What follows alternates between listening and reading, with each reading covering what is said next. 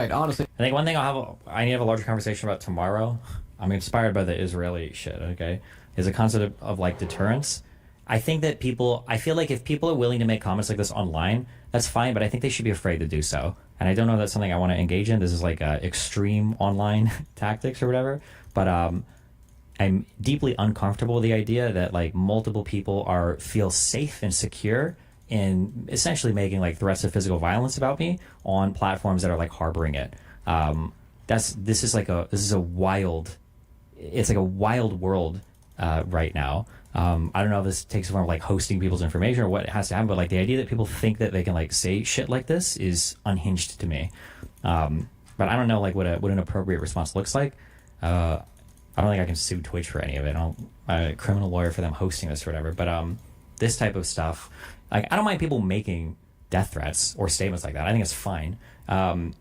Go for it. But like you should expect something in exchange for that. You should expect, like if I threaten that I'm gonna kill some dude, okay, I would expect this dude's like got his eyes on me now. There's like some shit going on, which is fine. Okay, that's the agreement that we made when we engage in this type of rhetoric. I don't like that people feel like they can say stuff like this safely. I think this is unhinged and insane. This is like the fifth person, I think.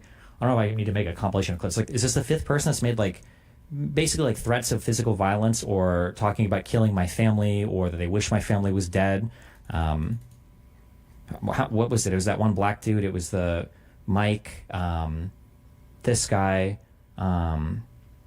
Fuck, who else? Was there some other weird lefty dude? I need to start. I feel like I should save these. I should be saving these clips somewhere. Isn't this reportable? Caroline Kwan. I think didn't Caroline just say like I think he shouldn't exist or something? I don't know. But like comments like if I see him, like I would beat him up or I'd fight him or something, or like on site I'm gonna take this dude out or whatever. Get him banned. No, it's not about banning. Also, Twitch doesn't care. They don't enforce any of this. Like, none of it matters. See, I probably wouldn't notice him while I'm tripping over him because he's so fucking short. I'd like him to come to TwitchCon and we'll see what happens. I have enough. I could afford all the lawyers. It depends. It's not like the attacks against me are rooted in any type of This is the clip I was looking for. actual foundation. Yeah, I'm sure everyone is terrified of this guy. I mean, look at his physique, dude. It's marvelous. It's magnificent. Yeah, dude, he's got like easy 50 pounds on Destiny. What do you mean? Easy 50 pounds. He's bloat maxing. That's not, when people talk about having weight on somebody, they're not just talking about like you being an actual perfect circle. Usually weight implies more equal distribution than just your midsection, and usually it implies height and reach. But okay, he's doing a round bulk right now. I mean, I personally am scared. Like, yeah, this dude, guy peak male fucking performance. What do you mean? doesn't even need a gun. Like, he comes up to you, it's over in one punch, dude. You should be terrified. I love when people are clearly out of shape basement dwellers who are extremely. Hey, the guy who's like, unless he's gonna sit on me, I guess.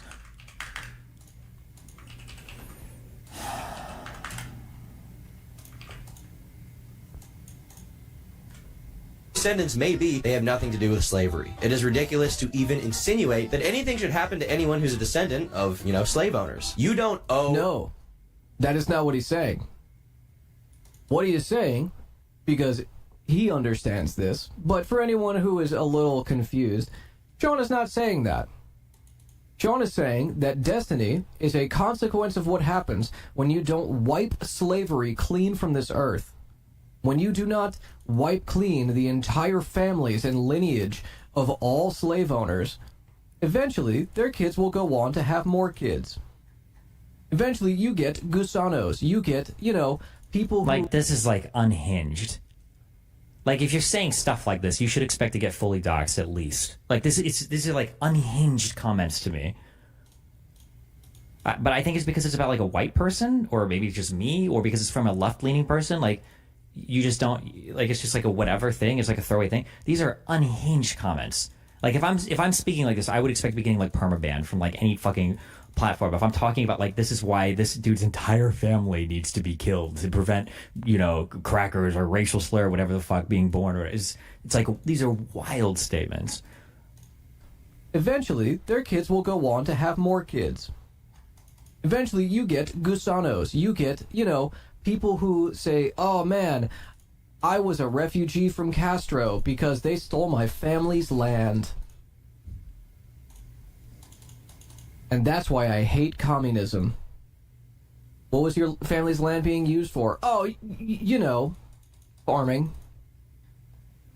Interesting. What happened to the people working the farm? Lots of stuff.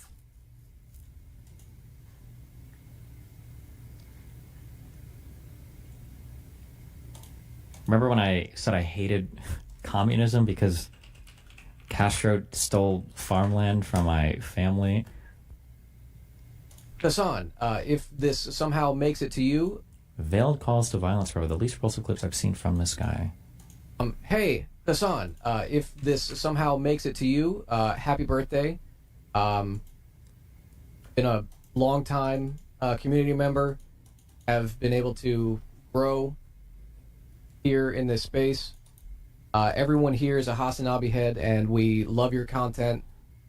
Chat gets you down sometimes, and the bullshit that comes with being the largest leftist political streamer in the West or the world, really, comes with a lot of baggage. But you take it on, and we appreciate you for that. And all the content that you create for us, bring back 90 Day Fiancé and MasterChef. My wife will not stop talking about it. Happy birthday, and from the Gremlo community, we love you. Peace. Hey, Hassan. Israel is prone to droughts. They had a massive 5-year drought in the last 12 years. What if they don't give West bankers unlimited water because it would cause shortages in the... Doesn't Israel, desalinate, 80% of its fucking water now anyway?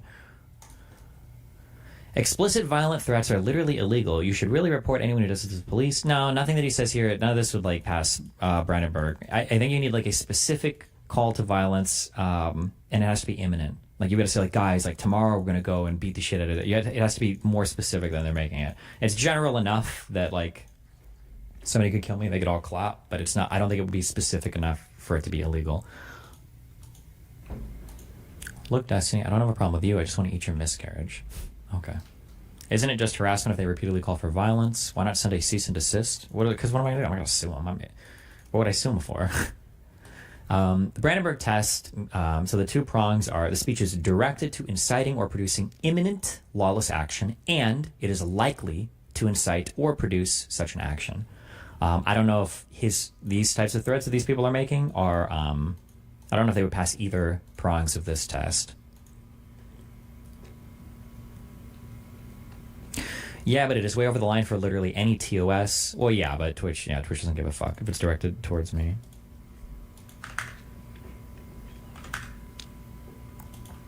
Is Brandenburg applicable to what you were saying you yourself will do? No, Brandenburg is, I think, it's about speech that is inciting other people. This is what you would use for an incitement thing, I believe. It was established to determine when inflammatory speech intended to advocate illegal action can be restricted. Dexerto tweets about the commies making threats against you on Twitter. Oh, wow. That's me, 5 years ago. Okay. Wait, what the fuck is this? Two brothers. Two come from brothers. the same loaf. One is everybody's favorite.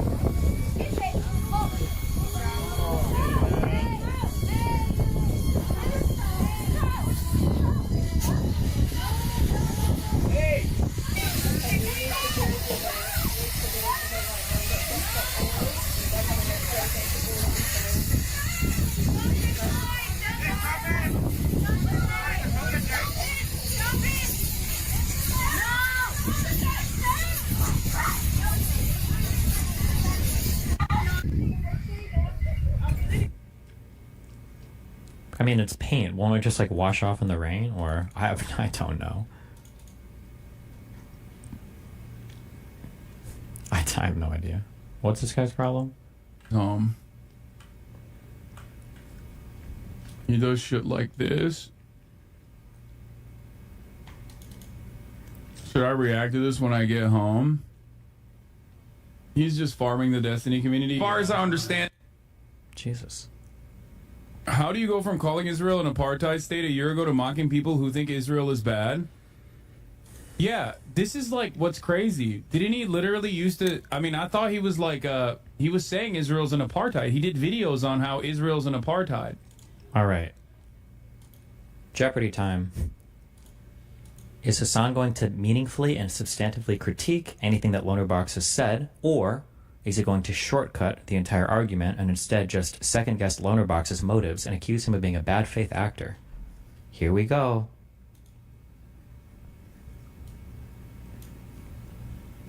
Are Hassan and his fans okay? Owen Joe stuns Lonerbox with bizarre analysis.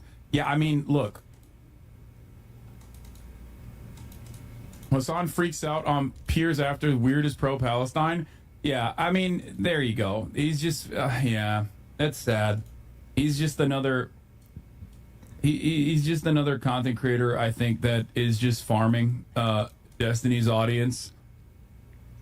Why not watch it? Why not, like, watch and see if that's the case? See if he makes, like, substantively poor arguments and then critique those arguments. Why not do that?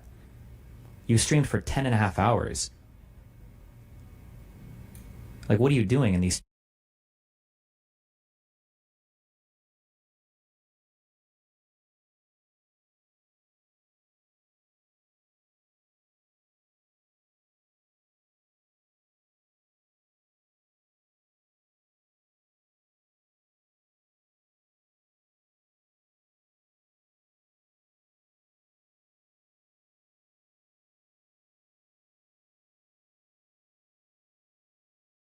I look back at some of the things that you've mentioned, comedies or dramas or movies or TV shows or big parts or small parts. It's the sum total of all of them that led to this moment. I am grateful to be known for all of it and none of it. Really.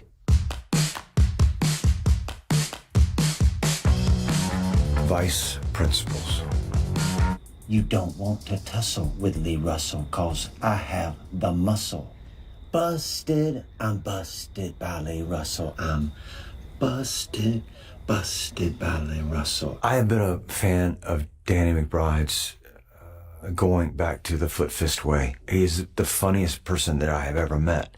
But I think on camera, he is one of the funniest people that has been photographed in the last 50 years, man. The man is a genius. For which it stands, one nation, under God, indivisible, with liberty and justice for all. I had an opportunity to read for him on Eastbound and Down. It didn't work out, but they called afterwards and they said it was just a little too dangerous. You're too dangerous for what we were looking for. But we're titillated, you know, and we want to keep this conversation open. Cut to 3 years later, he was there in New Orleans when I was doing Django, and he sent me this script for Vice Principals. I read it, and I thought, oh, this is dangerous. This is really, really dangerous. I read Lee Russell for the first time and thought, I understand this guy. I don't make these decisions. I don't believe in playing characters. I don't believe in making choices. These people just, they jump off the page. We're not partners. Fuck this partnership. I'm gonna get me a new partner. Someone who will actually help me get things done. Someone who's not a fucking little pussy.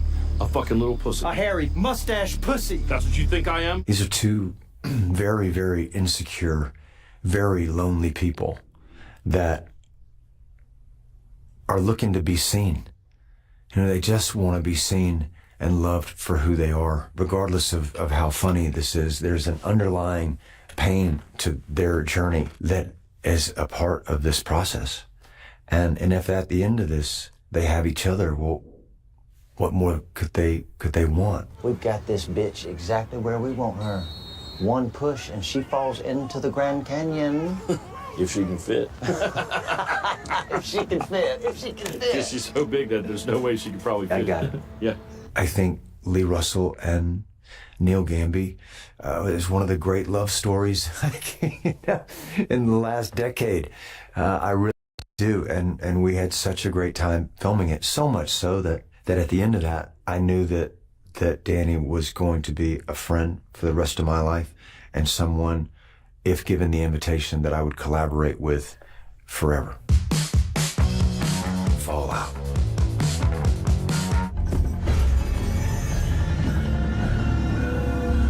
Or you wouldn't happen to be a doctor, would you? Because I happen to be looking for one. You know your kind ain't welcome here. Well, maybe not. But I'm gonna make myself welcome. If I'm being honest, I'm not a gamer, as I've done with even Tomb Raider or, several of the other movies that I've done over the years. My job isn't to protect the player's experience. My job is to interpret these words and understand who this person is and make them as real as possible. I didn't know anything about the game. There were so many people that knew everything about the game that made that experience tactile in a way that made everything that was happening around you, the environment of all of these different spaces, it made it feel like, okay, for the player of the game who's now watching this show, you are inserted into an authentic representation of the world, right? Number one, I didn't have to think about that. And as far as the story goes, and Jonathan Nolan's approach to it, and Geneva and Graham Wagner, who's also a very big fan of the game, tried not to be influenced or to be swayed by including things in the game that would get in the way of a truly authentic story in the canon of the Fallout universe. And a weapon in their arsenal was the ghoul. I wasn't concerned about the player's experience at all. I'm concerned about the person that I'm playing and making it as three-dimensional and real as possible. And if you do that and you come from your heart, and if you believe it and the audience believes it and everybody else is taking care of the feel, the vibe of the Fallout universe, well, then they'll go on that journey with you. And luckily for me, for all of us that participated in the making of this show, that's been the experience.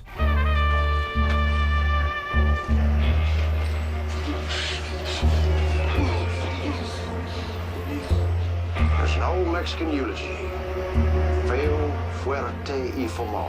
When I read these scripts for Fallout for the first time, what I realized pretty early on is that this is an extraordinary opportunity to play the same person at two very different times in their life. One, Cooper Howard, the equivalent of a retro-futuristic kind of 50s Pax Americana world. He is a Western movie star in this time, and with a beautiful wife and a beautiful daughter and a family and a world that he loves. I needed to understand everything in that world as Cooper Howard to understand 219 years after the bombs fell and everything that he had lost and everything that he had seen over those 219 years. I mean, this is a man who has been walking a post-apocalyptic wasteland for 219 years and seen the absolute worst that human beings have to offer. He is cynical and beyond indignant. He is just walking and trying to stay alive long enough to find out answers to questions that only he knew, until we get to the end of the story and you realize it was for his family. And so it was an incredible opportunity. It was a unique opportunity to play these two people that are so similar and have them speak to each other over time, but at two very, very different points in their life. It was the extreme version of the lives that most people live. We're all very different at 19 than we are at 52 or at 62 or at 72 or at 82. And his was just interrupted by the ending of the world. The shield.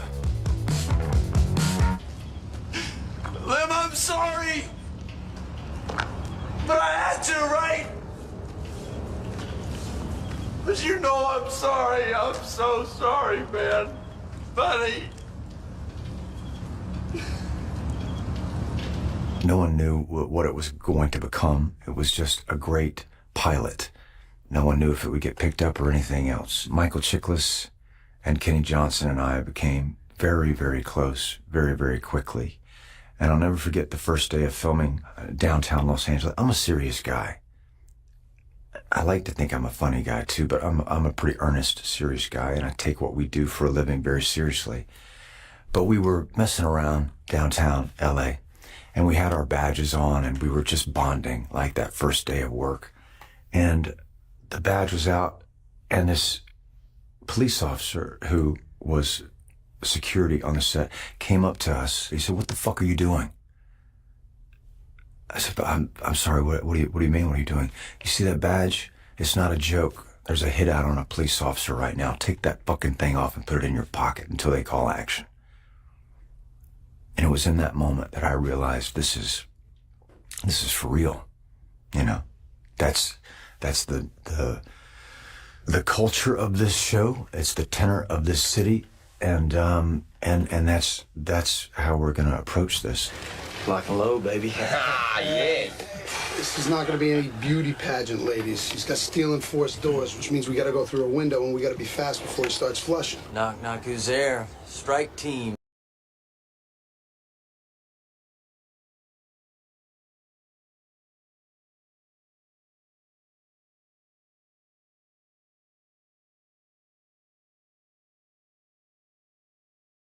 Our first threshold is the Big Bang, which happened about 13.7 billion years ago and led to the creation of the entire universe. Whoa.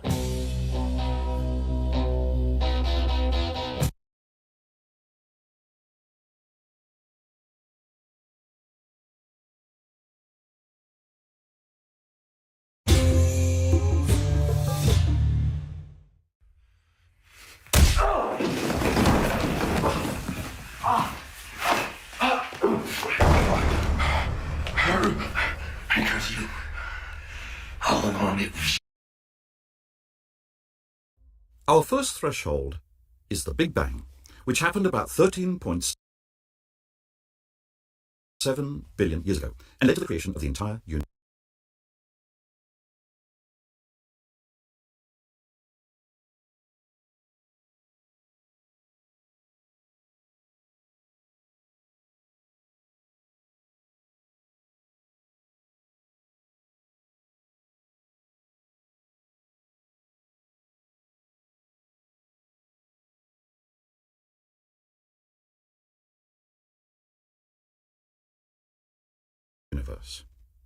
Whoa.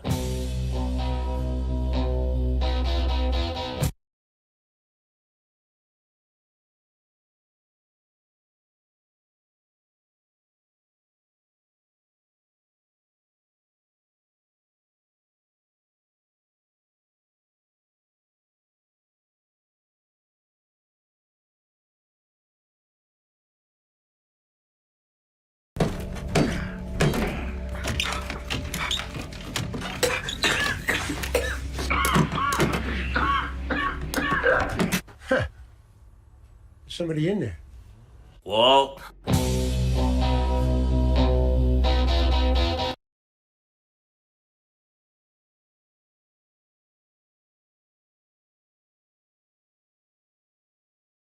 Oh, well, then he just stays here. I mean, we're back where we started. But if his information leads to something... Arrests. What? If his information leads to arrests.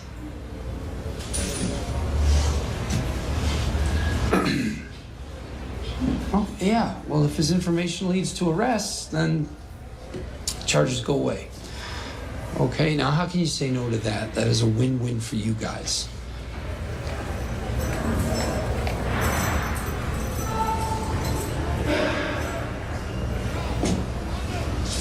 Give us one minute.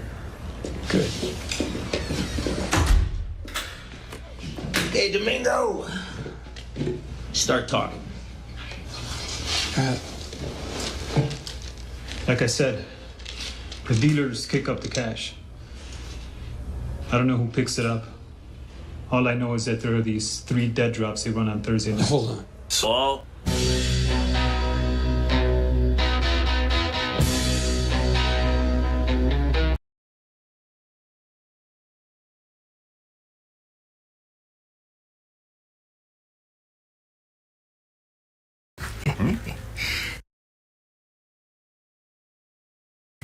Yeah, well, sometimes forbidden fruit tastes the sweetest, doesn't it?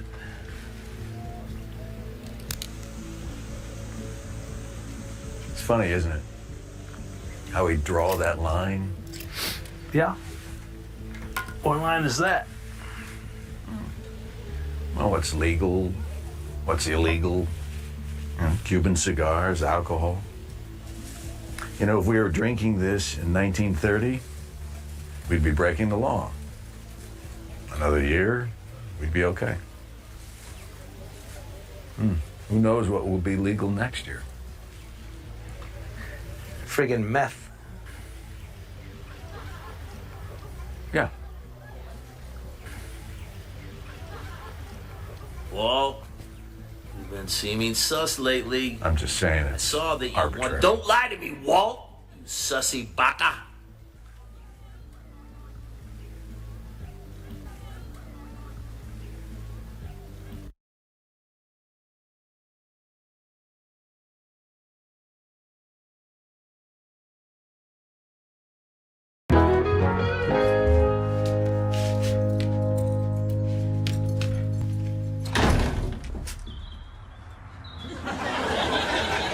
Dad? Dad, wait. Dad, is that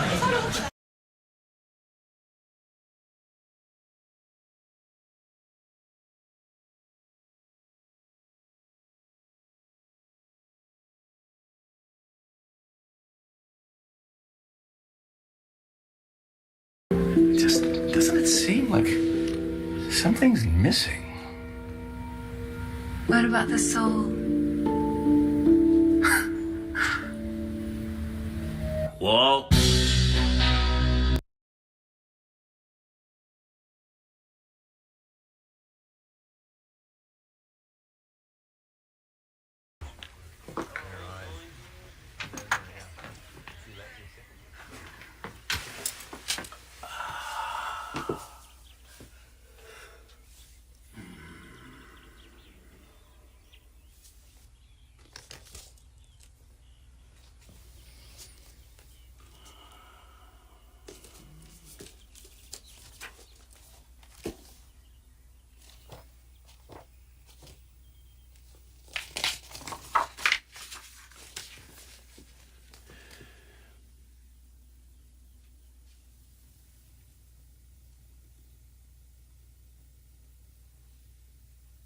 To WW, my star, my perfect silence.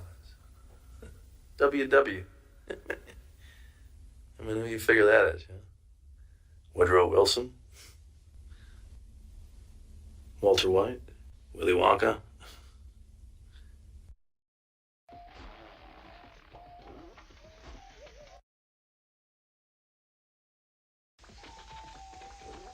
Try some more.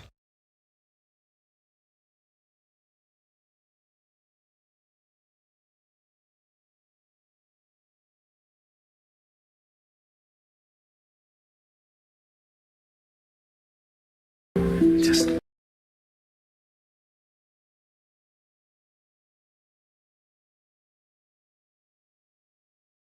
An ongoing operation, one which was well organized. Hank, how much money is that? Walt.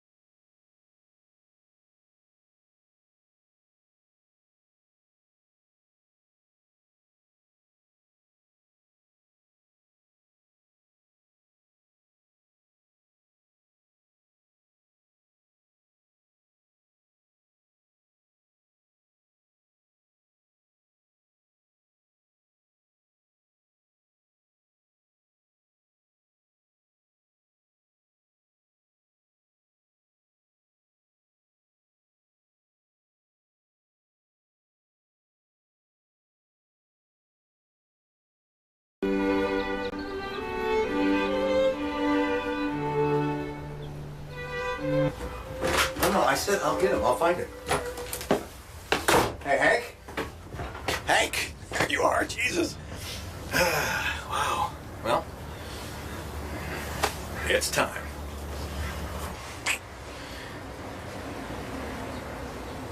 Hank? Whoa. Hey.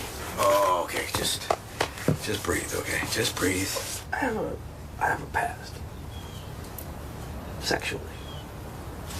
It's nothing. Everyone's got a past. Don't worry. Mine's more recent. It doesn't mean it. Well, how recent? About 4.5 hours. Jesus! No, not in the hat. It's a rental. I was out bar hopping and I needed another drink. I made a love connection. Mouth love. If you get my drift. BJ and the bear. Minus the bear. Like, baby, will you blow my skin flute? I get it. That's not cheating, is it? Oh, no, that's not cheating. Look, God. Nah. All right, Hank, listen to me. Yeah. So you broke bad one night. Well, I don't know, man. You've been seeming sus lately.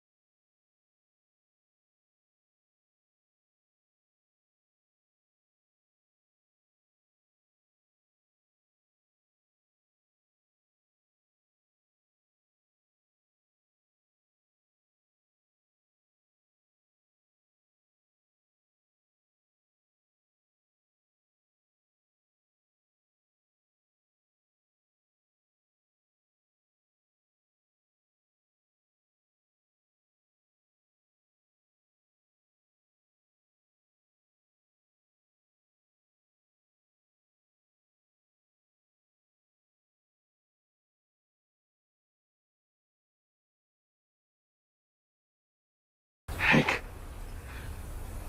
listen to me. You gotta tell him. You gotta tell him now that we can work this out. Please. All along it was you. Heisenberg. Gonna do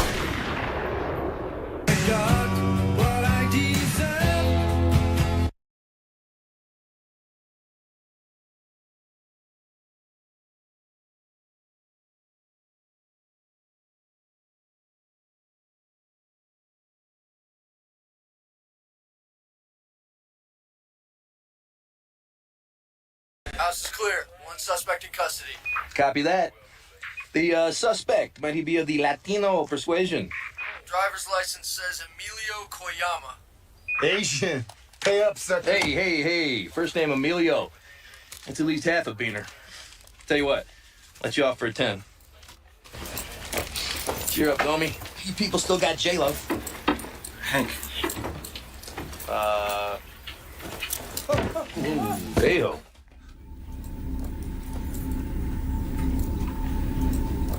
Jesse Pinkman. Hard man to find. Stay here a minute. Stop! Get on your knees. You have the right to remain silent.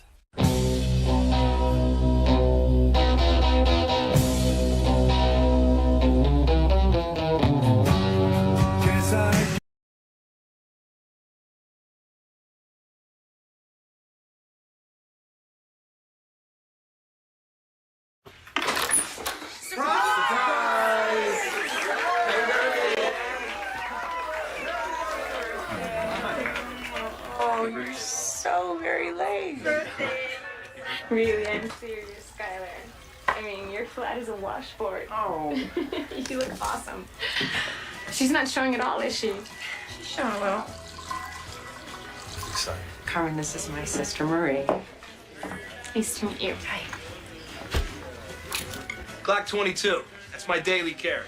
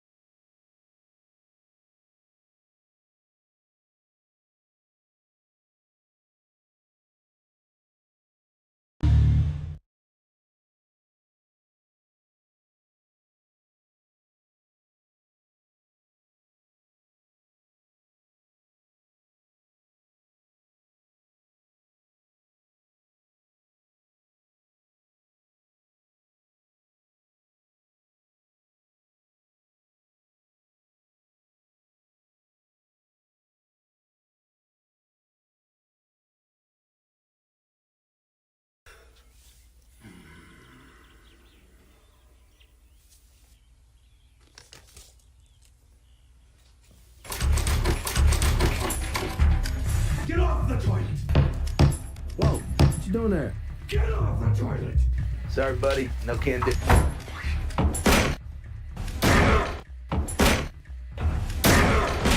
Get off the toilet! I don't know who you are. I am the one who knocks.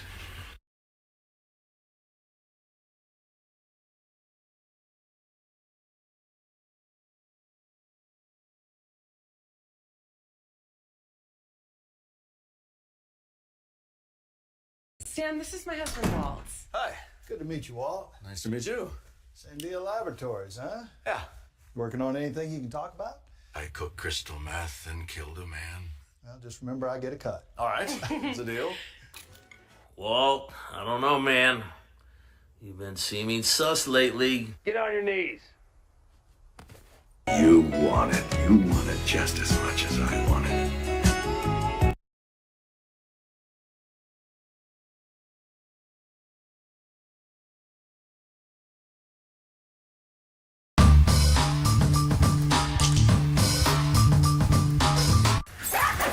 Right, so who's got keys? The science faculty, the staff, Carmen, the vice principal, has the master, and me. We don't want people to start wondering about you, man. Well organized. And how much money is that? It's about 700 grand. It's pretty good all. As I said, it's a good day. Citizen Bell, Kirby. Do you think I might get to go inside? See the actual lab? Walt, I don't know, man. You've been seeming sus lately. It's almost like we have an imposter among us. I saw that you wanted... Don't lie to me, Walt, you sussy baka.